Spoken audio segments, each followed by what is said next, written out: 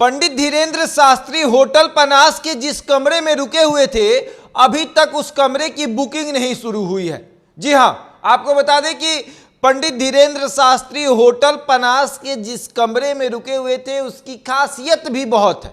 आखिर उन्होंने उसी कमरे को क्यों चुना, आखिर उन्होंने होटल पनास को ही क्यों चुना, ये पूरी कहानी हम आपको विस्तार से बताएंगे। लेकिन उसके पहले ये जान लीजिए कि उस कमरे की बुकिंग 48 घंटे तक के लिए बंद कर दी गई थी।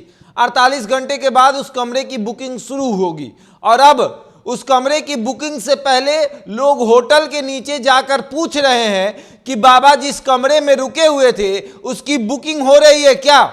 आप एक काम करिए, उसका बगल वाला रूम ही हमको दे दीजिए और उसके बाद 10 मिनट के लिए उस रूम में हमको जाने दीजिए। हम उस रूम में जाकर एक बार देखना चाहते हैं कि बाबा किस बेड पर सोए थे, बाबा कहां पर बैठे थे, ये सब हम देखना चाहते हैं। उस बेड की पूजा करना चाहते हैं, उस कुर्सी की पूजा करना चाहते हैं जहां पर बाबा बैठे थे और जिस बेड पर सोए थे।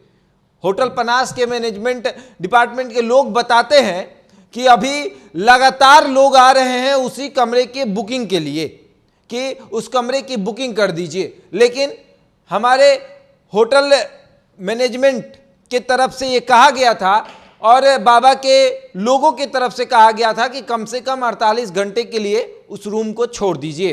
तो इसलिए हमने ऐसा किया। और अब खास बात कि आखिर धीरेन्द्र शास्त्री ने उसी कमरे को क्यों चुना।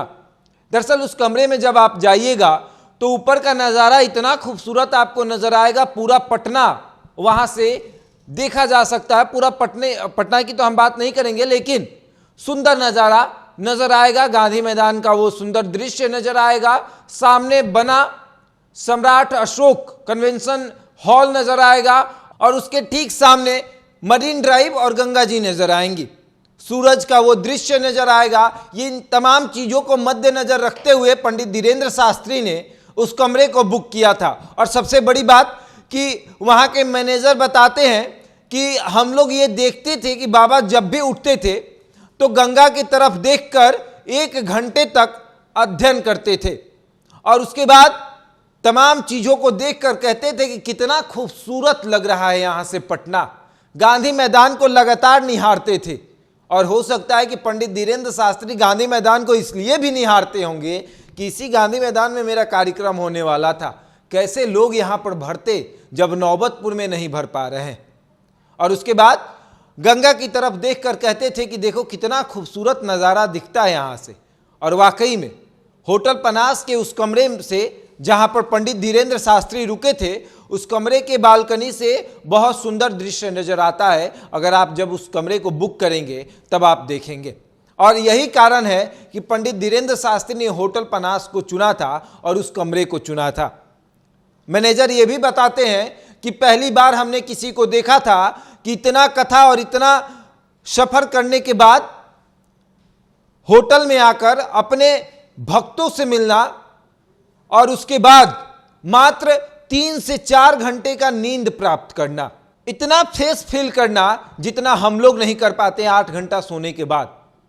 लेकिन वाकई में बाबा अध्यात्म से जुड़े हुए थे और लगातार जिस तरीके से अपनी बातों को बताते थे, आप इस कमरे में कुछ देर के लिए शांत होकर बैठिए, आपको ऐसा अनुभूति होगा कि जैसे यहां कुछ है।